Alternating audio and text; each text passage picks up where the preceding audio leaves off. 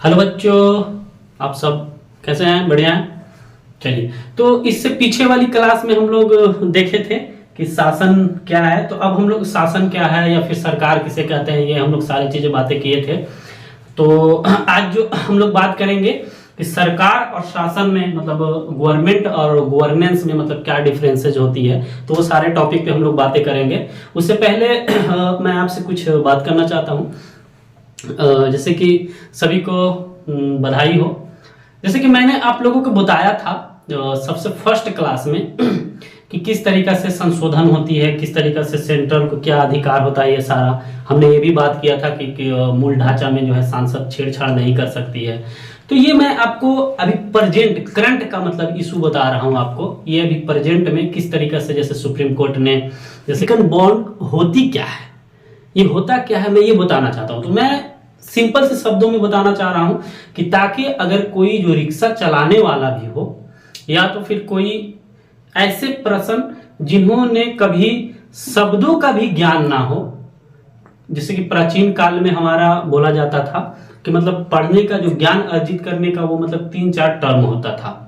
जैसे कि मतलब कोई श्रुति यानी मतलब किसी से सुन करके होता था, कोई मतलब जैसे लिख करके वो मतलब ज्ञान को अर्जित करता था, कोई पढ़ करके ज्ञान को अर्जित करता था, कोई कहानी कथा, जैसे कि आप गांव में कभी कभी सुनते होंगे कि फलाने गीता का सुन करके जो है मतलब वो सिर्फ याद करनी है, रामायण का पूरा श्लोक उनको याद है, पूरा मतलब चौपाई उनको याद है।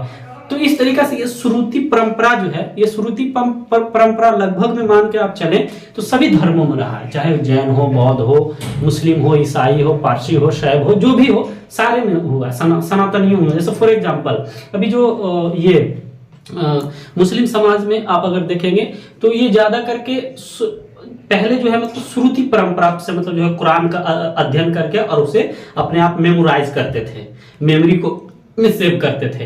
लेकिन अब उस चीज को थोड़ा सा मतलब कन्वर्ट करके मतलब श्रुति परंपरा भी और फिर रीडिंग मतलब पढ़ने वाला भी मतलब वो लिटरेचररी वाले रूप में भी मतलब डाला। तो ये कहीं ना कहीं मतलब किसी भी धर्मों में कुछ ऐसी चीजें होती है जो कि मतलब इम्पोर्टेंट होता है, जो कि मतलब लोगों को थोड़ा अवेयर कर देता।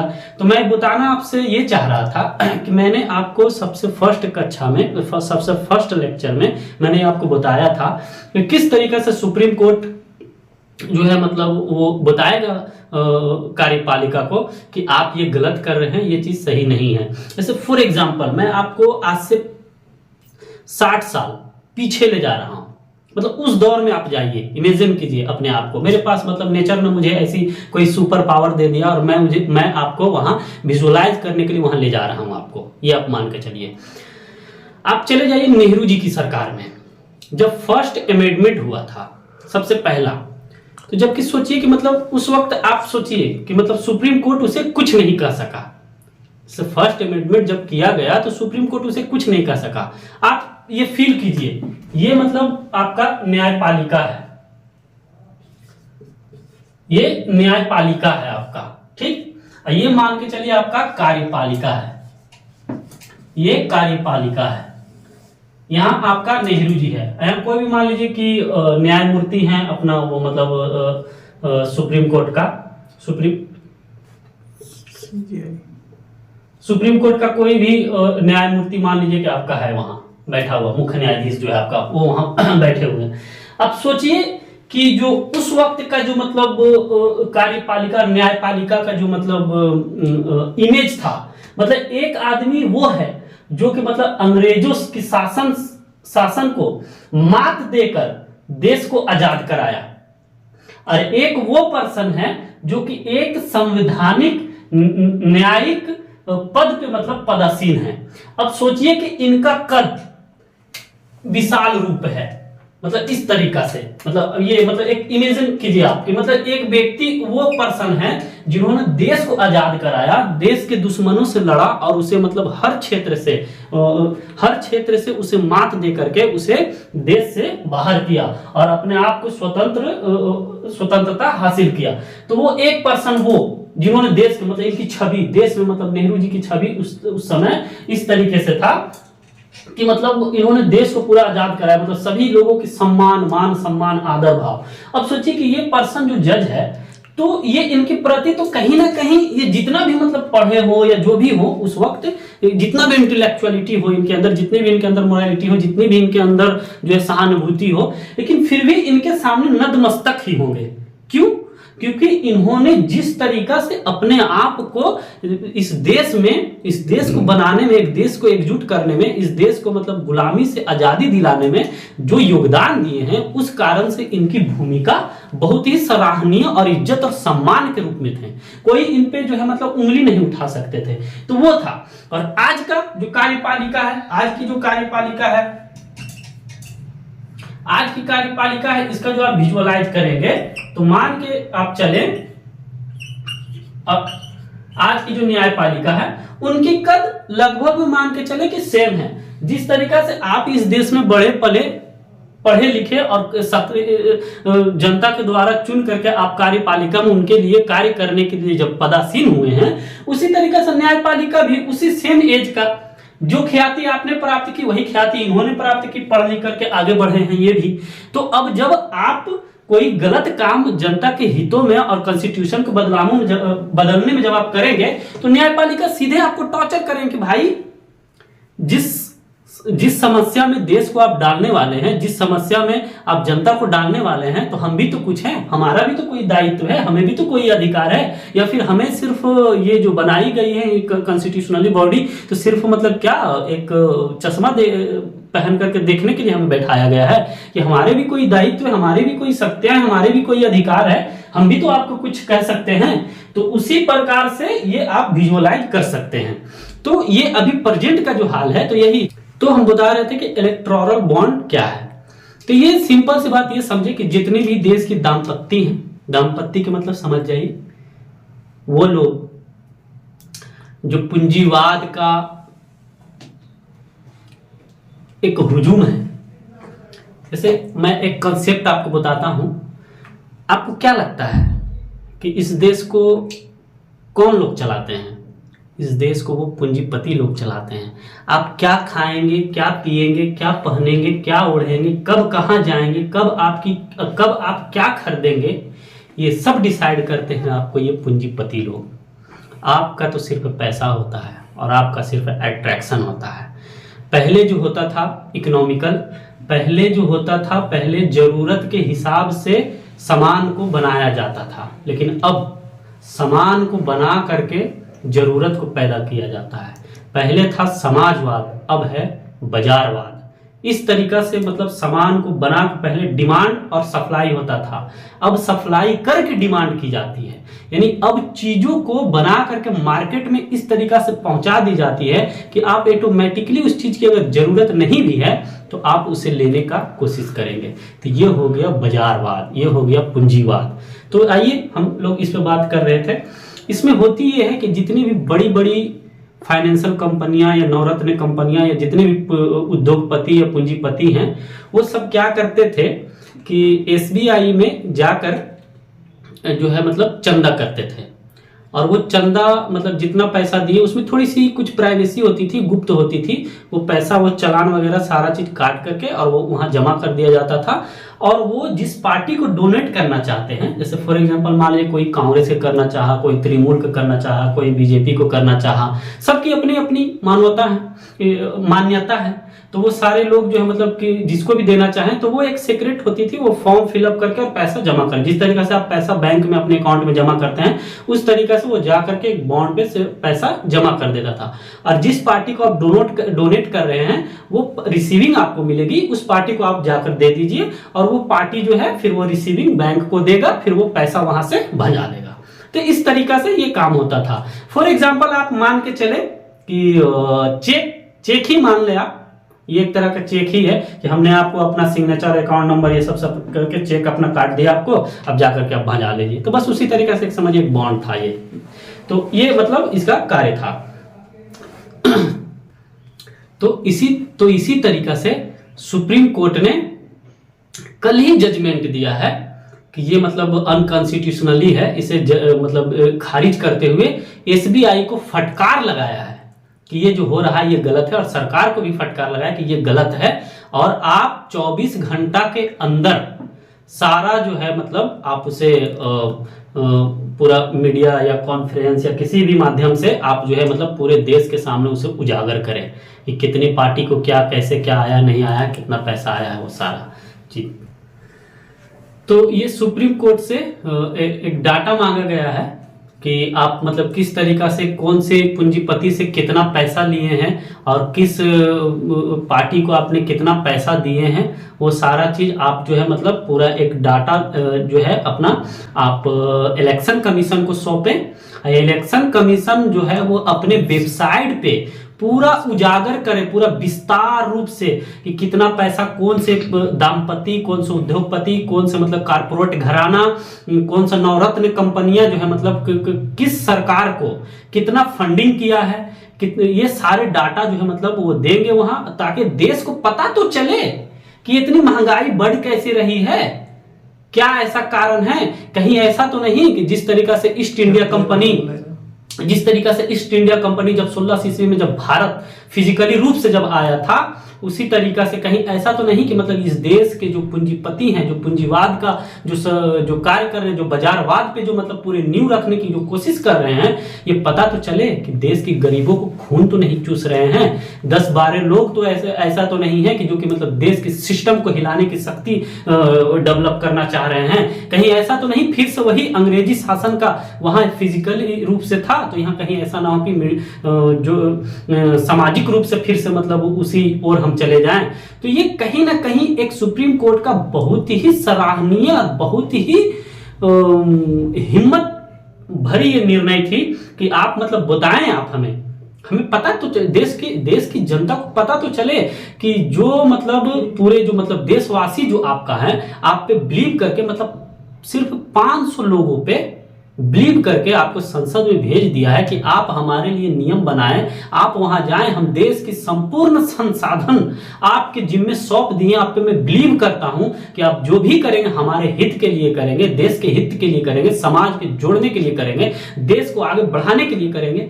कहीं ऐसा तो नहीं ये 400-500 लोग जो हैं कि कोई मतलब कारपोरेट घराने का गुलाम तो नहीं बन गए हैं। कहीं ऐसा तो नहीं कि वो मतलब अपने जमीर को बेच दिए हैं और देश के संसाधनों पे जो मतलब गरीबों का जो हक होना चाहिए, जो हर लोगों के, हर समाज, हर समुदाय, हर जातीय निर्जातीय समुदाय, क्षेत्र, वंश का मतलब अधिकार होना चाहिए, वो किसी खास लोगों के लिए तो नहीं कर दिए हैं। ये भी तो आप समझे।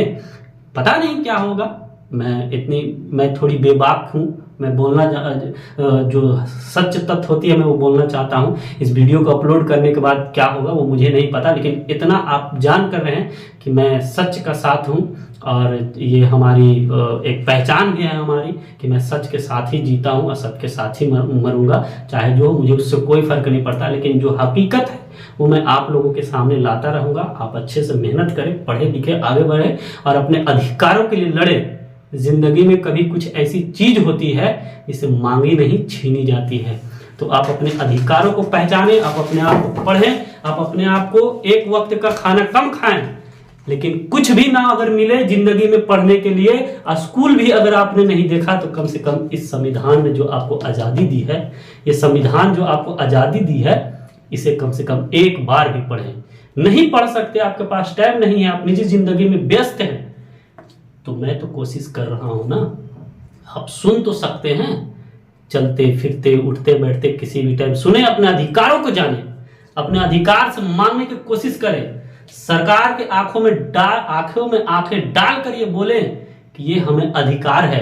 और जिस तरीका से आप अपने आप में इथिकली रहें, जिस तरीका से आप संविधान में ये बात कहते हैं कि ये हमारा जनमत अधिकार है, ये हमारा फंडामेंटल राइट है, तो उसी तरीका से फंडामेंटल ड्यूटी भी निभाने के लिए अपने आप को निर्वहन हमेशा 24 घंटा रखें। यह आपका कर्तव्य है कि जिस तरीका से देश सरकार से आप अपने हक मांगने की कोशिश करते हैं, उसी तरीका से इस देश के लिए भी आपका ये हक बनता है कि आप अपने आप को भी काम करें और अपने कर्तव्य को भी निर्वहन करें। जिस तरीका से आपका फंडामेंटल राइट है, उसी तरीका से जब सरकार या जनता कोई भी व्यक्ति या व्यक्तित्व का उसका अगर शोषण करता है, तो आपको भारतीय संविधान यह आपको आज़ादी देती है कि आप आर्टिकल 32 के द्वारा आप अपने अधिकारों की सुरक्षा के लिए, आप अपने अधिकारों की मांग के लिए, आप अपने अधिकारों की रक्षा के लिए आप सुप्रीम कोर्ट के दरवाजे ठकठका सकते हैं। ये आपको अधिकार दे रखा है। तो इस तरीका से चलिए हम लोग देखते हैं, इस तरीके से हम लोग देखते हैं कि मतलब सरकार और शासन में क्या अंतर होती है। तो आइए इस प्रकार से हम लोग देखते हैं। जैसे कि ये भी आप समझ ही गए होंगे, मैं एक छोटी सिंपल सी बात देकर मैंने समझाया था। तो इस तरीका से आप समझ सकते हैं। मैंने एक छोटी सी कोशिश की थी कि आप तक एक सिंपल सी शब्दों में, सिंपल सी भाषाओं में समझाने की कोशिश करूं एग्जाम्पल दे करके। तो इसी तरीका से अभी जो प्रेजेंट में है, सुप्रीम कोर्ट ने ये सब सारे चीज़ें डाटा मांगा है, तो वो SBI देगा। और ये बहुत ही खुशी की बात है कि अभी प्रेजेंट में CA जो है मतलब आपके आधिकारिक रूप से लागू हो चुकी है। अब देखिए क्या होती है, उसमें देश की जनता और सरकार क्या दोनों के बीच में संवाद होती है, किस तरीका से जो है शांतिपूर्वक आप लोग बनाए रखें। आप लोगों से यही निवेदन है कि किसी तरीका से उन्माद को ना फैलाएं, किसी तरीका से वायलेशन को क्रिएट ना करें।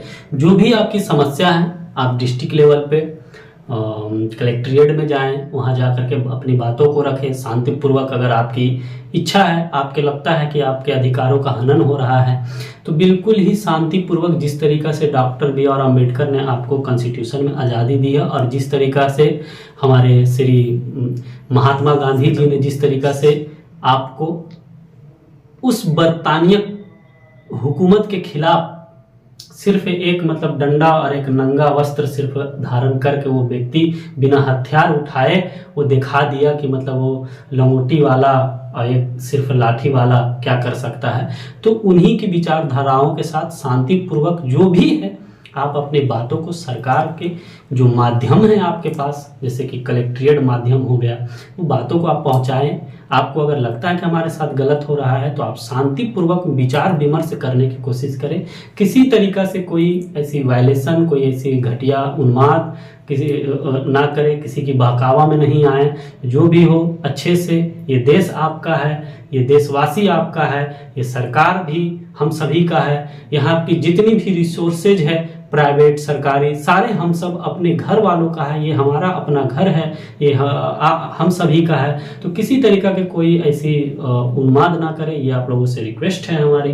तो चलें भाग दो। जब हम लोग भाग 2 जब पढ़ेंगे उसमें तो आर्टिकल 5 से 11 वो, तो हम लोग वहाँ देखेंगे कि नागरिकता किस प्रकार से प्राप्त की जाती थी, की जाती है या किया। अभी जो चालू जो मतलब हुआ है ये जो अमेंडमेंट जो की गई है, फिर उसमें हम लोग ये सारा देखेंगे। फिर हम लोग देखेंगे कि 1955 का जो कानून था नागरिकता हासिल करने का, तो वो किस प्रकार से कार्य करती थी। और जो ये प्रेजेंट में 2019 में जो ये मतलब इतनी काफ़ी चर्चित में रही है CA NRC वगैरह, तो ये पूरा इस तरीके से हम लोग देखेंगे। जिस तरीका से असम वाले लोगों के लिए थोड़ा सा ये मतलब हुआ है, और ये असम वाले लोगों के लिए, तो उस तरीके से हम लोग देखेंगे सारी चीज़ों को। जब वहाँ हम लोग भाग 2 में जब देखेंगे तो मेरा ये मानना है, अपना ये पर्सनल ओपिनियन है, कोई भी सरकार हो अगर देश हित में कार्य करती है तो अच्छा है। और ये ऐसे भी देखिए, ये समाज का नियम है कि कोई भी व्यक्ति अगर किसी भी समाज या कबीला में अगर रह रहा है तो वो 100 कामों में से 99 काम सामाजिक हितों में कर दे, और कोई एक ऐसा काम जो कि वो ना चाहकर भी अगर उससे कुछ मिस्टेक से अगर हो जाए तो उसकी सारी अच्छाइयाँ 99 जो अच्छा किया ना, वो सिर्फ एक कार्य में वो सारे 99 काम उनके अच्छाई खत्म हो जाते हैं। तो मैं आपको ये डायरेक्टली या इनडायरेक्टली किसी भी सरकार का विरोध नहीं कर रहा हूँ, ना ही मैं सपोर्ट कर रहा हूँ। ये जो बात है, जो जानकारी है, मैं वो शेयर कर रहा हूँ आपसे। आप इसे नॉलेज के माध्यम से भी ले सकते हैं। जो कंपटीशन का जो तैयारी कर रहे हैं वो बच्चे इसे पढ़ने के तौर पे ले सकते हैं। तो ये सभी का अपना अपना है। जैसे मैं ऐसे भी मानता हूँ कि कोई भी हो, किसी भी असी से हो, व्यक्तिगत मत का अगर विरोध हो तो वो अलग बात है, ठीक है, लेकिन मन का भेद होना ये उचित नहीं है। विचारों का आपका भेद है अगर किसी से तो कोई दिक्कत नहीं है, क्योंकि विचार किसी भी इंसान के मस्तिष्क में उसी वक्त समाहित होती है या उजागर होता है जब उसकी ज्ञान के चक्षु खुल जाता है। तभी जब उसकी वैज्ञानिक ज्ञान की चक्षु जब खुल जाता है तभी वो जो है मतलब विचारधाराओं की बात करना शुरू करता है। जैसे कोई भी विचारधारा, मैं यहाँ पे आपको बताता हूँ, कोई भी विचारधारा गलत नहीं होता है। मैं इसे आपको प्रूफ करता हूँ। जैसे कोई भी विचारधारा, कहने का मतलब हमारा ये है कि आप जिस भी विचारधारा से बिलोंग करते हैं, पहले कोई एक इंसान होता है, उस इंसान से उसके अंदर एक थॉट आता है, सोचने की क्षमता आती है, तो फिर वो आगे चलकर उस पर चलता है, फिर बहुत तपस्या मेहनत करता है, तो फिर वो एक विचारधारा बनता, व्यक्ति बनता है, व्यक्ति से व्यक्तित्व बनता है, व्यक्तित्व से के बाद फिर एक विचारधारा बनता है, तब फिर जाकर के वो लोगों में जन कल्याण, जन प्रसार के लिए फिर वो विचारधारा फैलती है, फिर वो समाज में फैलती है, फिर वो एक कस्बा, एक कबीला, एक राष्ट्र में फैलता है, फिर वो संपूर्ण विश्व में फैलता है। तब फिर वो विचारधारा के पथ पे चल करके फिर वो सारे संपूर्ण विश्व को मतलब उस अपनी विचारधारा की रोशनी से प्रकाशित करता है, उस दीपक के उजाला से फिर उसे प्रकाशित करता है। तो इसी तरीके से एक विचारधारा, कोई भी विचारधारा गलत तब तक नहीं होता है जब तक समाज पे जबरन थोपा ना जाए। जैसे मैं मान लीजिए सपोर्ट डेट कि गांधीवादी विचारधारा से हूं, कोई अंबेडकरवादी विचारधारा से है, कोई स्वामी विवेकानंद विचारधारा से का है, तो सबका अपना अपना विचारधारा है। कोई अपना, उसे जो अपना अच्छा लगा समझा, वो अपने विचारधारा, अपने आइडियोलॉजी को प्रमोट किया, समझा। तो जैसे मान लीजिए कि मैं गांधीवादी विचारधारा हूं, तो मैं अंबेडकरवादी विचारधारा तो सिर्फ कह सकता हूं ना कि गांधी विचारधारा ये है, मैं इसे फॉलो करता हूं, मुझे अच्छा लगता है, बात खत्म हो गया, डेट्स ऑल। वो भी मुझे कहा कि मैं अंबेडकरवादी विचारधारा फॉलो करता हूं, मुझे अच्छा लगा, तो मुझे ये सही लग रहा, तो मैं इसे फॉलो करता हूं। सामने वाला भी कहा कि मैं स्वामी विवेकानंद का आइडियोलॉजी को फॉलो करता हूँ, मुझे इनके ये सब चीजें अच्छी लगी, तो मैं अपने आप को जो है बहुत ही हैप्पीनेस फील कर रहा हूँ, तो मैं उसे फॉलो करता हूँ। लेकिन उसी वक्त ये ना सोच कर, ये ना कह करके आप ये कहना शुरू कर दे कि मैं इस विचारधारा को मैं मानता हूं और यही विचारधारा सत्य है संपूर्ण विश्व कल्याण के लिए, और आपको भी इसी को मानना पड़ेगा, तब ये विचारधारा नहीं रह जाता। ये विचारधारा विश्व और समाज के नष्ट की विनाशकारी ओर ले जाना शुरू कर देता है।